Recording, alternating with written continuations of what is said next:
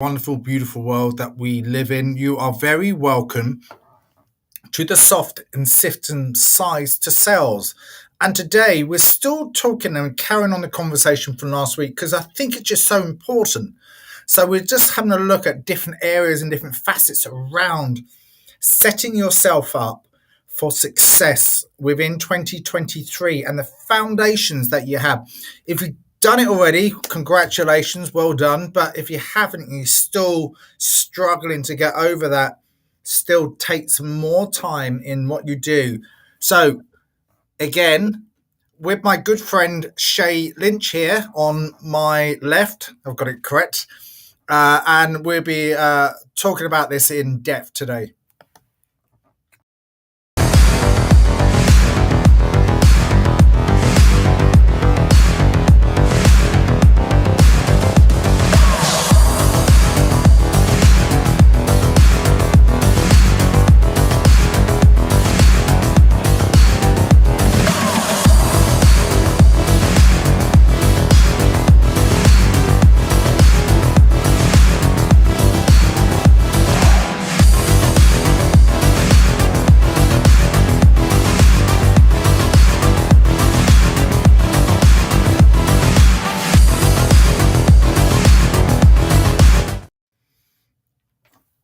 So welcome back. There was me shoving some crisps in me in the video, but again, we're looking at the foundations for success, and we talked last week in brief because we're only on for 20 minutes. We had some wonderful feedback from everyone about this because it's so imperatively important and how we can impact the business. So today, let's have a look at some other elements and let's have a look at some of the stakeholders around that. So Shay, let's have a discussion about this. And what's your perspective on this? Yeah, well, first and foremost, Jason, right? Like anything, everything in life and business is about relationships, okay? Yeah. We talked a lot last week about the strategy, setting targets, working with customers, getting feedback and building and growing momentum as you go. Don't start off with crazy targets, build as you go, grow as you go, right? That's all outward, Jason, and just with the team itself. But if you really want business success, this is wider than just a sales team. You need to have like all the teams aligned, working together in the right direction, complementing each other, not contradicting. And that's imperative. And I believe sales is usually the integral team to start this, Jason, because they're connected to the marketing team, the service delivery team, the customer experience team, the account management team. They're interconnected to every single one of them, Jason. So Absolutely. I believe even if it's not a responsibility today for a sales team, I believe it should be to take the lead in building those stakeholder relationships. Because again, Jason, like if you think even just sales and marketing alone, part of the marketing responsibilities is lead generation, and that is the number one step in the sales funnel. So isn't it imperative to make sure they work together so they're aligned? Because we've talked about this many times before. Marketing's biggest issue is sending leads to sales. They don't get any feedback. And then one of sales' biggest issues is getting not good leads, bad leads, not relevant leads to their marketplace, but they don't talk to each other to make it better, right? So for me, it's important for the sales team to really think outside, not just functionally, but cross-functionally, Jason. So they start thinking it. And I always even say, think of it linearly, Jason. Build the process. Like if you think marketing, right, number one is the first step. Sales process and the buying experience is number two. Then the customer process, you get the customer. Then the service delivery. You can really put it in a line, Jason. Yeah. And it's about making sure that all of those sync well together. And I believe, as I said, the sales team should set that process up and lead it because they're the integral team involved.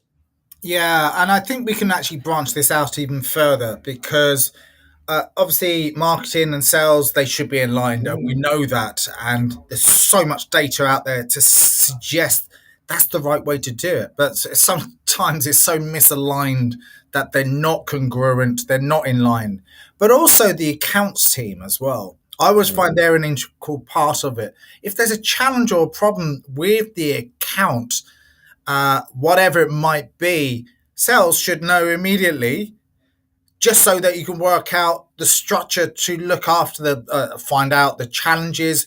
But there's also an opportunity there to speak to the client as well, to have another excuse to have a conversation with them about where we're going for 2023, how we can actually add more impact. But it's also good if you are a salesperson, is to also put a plan together for the client as Yeah, well. And this has been done really well. If they're an existing client, obviously not the new clients, but the existing client, is how are we going to work together strategically for 2023? What are we going to do? How can I help you more? How can we make more of an impact to their customers to help them sell more, depending on what they got, and have a roadmap for success? And I think I suggested this before. Have a shared document, have a shared deck that you can both impact on it and go, well, this is what we're going to do in March, and this is what we're going to do in July, whenever. But this is the budget for the year, and this is what we can do with that budget. mm, These are the ideas that we have around that to make sure there's a business case and business proposal. So again, it's all about impact as well. So lots of different facets around that, how we can extrinsically help others to get what they want, because it's all about that customer at the end of the day. absolutely, Jason. And it's a very good call out because, like I always say, you got to work together to make it better. Yeah. You have to bring in anything you do, Jason, in the sales team. There should be, if you're doing a brainstorming strategy session, you should bring other stakeholders in because they'll ask the questions that nobody else in that team answers because they're too close, ask because they're too close to the process, right? And the more you can bring other stakeholders in, supporting stakeholders, the more rounded and the more involved and the more connected those teams will be going forward. Because each, like you talked about it there, Jason, account management may have a problem, service delivery may have a problem. Yeah. Maybe the sales teams said something that the customer took up a little bit differently and assumed something else would be in the service delivery, which was not, right? Yeah. So, how do you make sure those things don't happen? How can you make sure everything is aligned? I remember doing a workshop a number of years ago, and what you were just saying, Jason, about bringing them together, and just reminded me of this, where we are building a sales process.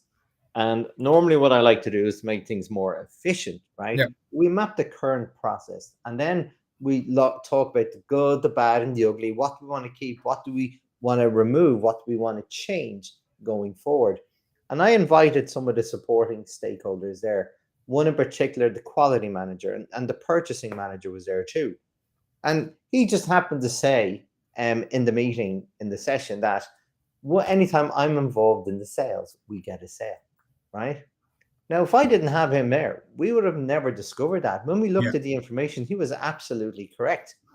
So then what we did, Jason, we actually built an extra step in the process. So when the sales customer had a meeting, or the sales rep had a meeting with the potential customer, that the goal was not to get the sale or talk about the process. The goal was to share information about what they can do, but then get the quality managers to have a conversation to ensure our quality, or my client's quality, met the customer's quality requirements, right?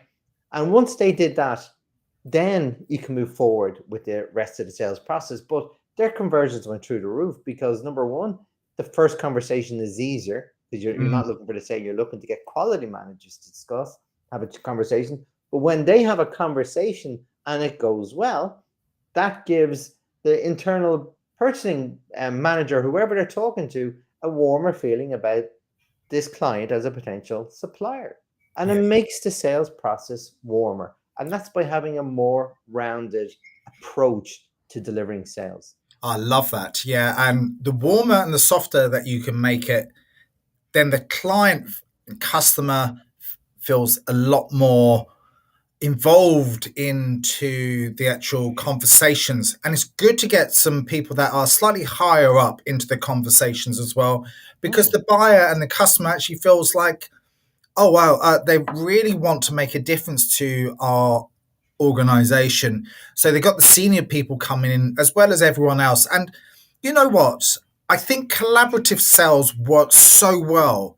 Mm, It's majorly important that you have one or two or maybe sometimes three people involved in the sale. And the larger organizations do that really well. But the smaller organizations should be taking benefits of that because of, you know, if you have someone else and the managing director, or you have the quality assurance person, or you have the accounts person, or whoever else involved in it, it just makes a massive impact.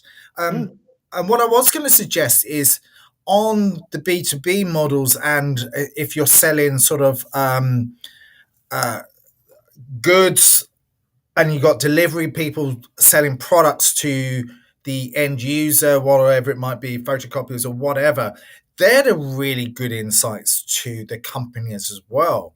And they should also get, they're a listening ear to find out what other yeah. challenges there might be, and to train these people up to be curious about anything else within the organization, and to speak to the people actually using and utilizing the tech or whatever it might be, is a great feedback into the people that are looking after the account going Mm. forward. So that's a really good strategy as well to have in your toolkit. And it's another way of self discovery as well, or business discovery. It is, Jason. Totally. Like, even what I always like to do is when you have a sales team, when you're looking for feedback, Jason, about from a sales process, what's working, then when you're talking to the service delivery, who are in absolute touch points with the customers on a Mm, regular basis, imagine having a conversation with them or a brainstorming session is, what are the customers saying? What else do you think we can say in our message? What other problems do we have? Can we up our service? Can we change our yep. service? Can it become more tailored to their needs? That's a great way of just solidifying what you want to deliver to the customer. And then you can go to the customer. Look, we've had a conversation internally. We believe we can do X, Y, and Z a little bit better, or we can do one, two, three more. And Yeah. that's just by having the conversation. You go, what do you think? Will this be of benefit to you? Add more value to them as well. And that could obviously add more profit too, Jason, but Yep. the value is number one. And that's how you do that, because you work together, you brainstorm and get all the different um, issues, get all the different ideas, bring them all together, and then formulate something that then you can present to your customers going forward. I like that because it's good. And again, we are talking about sales setting foundations, Mm, and you know there's opportunities in there because people are actually on the ground and they're actually listening to the customers. You can also change how you deliver and how you operate, because if they tell you, oh, something that a process is not mm, working that well, or alternatively there's other things that your offering is not offering, and you can actually be strategic going, well, how can we stretch our ideas to actually serve the customers even better? How mm. can we add more value? Obviously there's other business opportunities to get more revenue back in, to add another area, as long as it's justified in the business case that you have within the organization that you work with. You can go, well, why not we do this? Why not we haven't thought about that, and maybe other customers would need that area of the service or the product that they might be offering. So again, it's ideas and it's brainstorming ideas that we can all get from our key stakeholders that are operating within the organization. I think everyone is a salesperson at some degree, Yeah, and yeah. I think there's opportunities to train people in just certain areas to say, well, listen out for opportunities, because whatever we do as an organization, we can all drive forward, and we can all benefit from helping and serving the customer and giving better value to the organization. And isn't that what it's all about, Jason? Like, Yeah. even another idea is to work with your customer care team. Look at all the complaints that came in. Yeah. How can you make sure you can mitigate those issues that cause those complaints going forward? What can be led by the sales team? And as I said, I think the sales team, Jason, are the integral element of all things customer related, Mm. whether it's service delivery improvements, whether it's customer complaints reduction, customer experience, everything, and managing the account management. They're the center point who've created all this, Jason. So I do believe this is a great opportunity for the sales team to lead the business going forward Yeah, into the new year. I think that's absolutely excellent. Um, Going on to that, actually, like Jay and I have been discussing this for a while about using the platform on via LinkedIn to use it as a discussion as well. Mm. And what we'd love to do is to share this on using some of the tools within LinkedIn to have a proper discussion. So there's something that we want to do in stretching our ideas and how we can actually serve, but bring people in as well and get a group together to share ideas, knowledge, but also for us to lead it and bring people up onto the stage. So that's something that we, Mm. Shay and I, are actually thinking of doing over the next coming weeks. So we've been discussing this for a while, and I think it's really good to help others to get what they want, but also share ideas of impact from other people that are come from a different point of view. So I always like to grow and I always like to learn. So if someone Mm. else comes up with an idea, fantastic. Let's all share this as well. Brilliant. No, that sounds fantastic, Jason. And again, bring everyone into the conversation. We would love to hear other people's issues when it comes to sales, or even some ideas that we can help them build on and develop them further for themselves. Great idea. Excellent. Well, I think we come to the pivotal point again. So, one thing are you going to take away from our conversation today? Well, I always say, Jason, work together to make it better. You're not just a silo in a corner in the sales team. You're all part of the same engine. So build those relationships, become cross functionally excellent, and for the sales team to lead this out. Couldn't have said it any better. I think one word is congruence. Congruent. There we I'm go. not going to say anything Brilliant. else because I normally carry on, but congruence. Brilliant. We shall see everyone next week. So, thank you once again.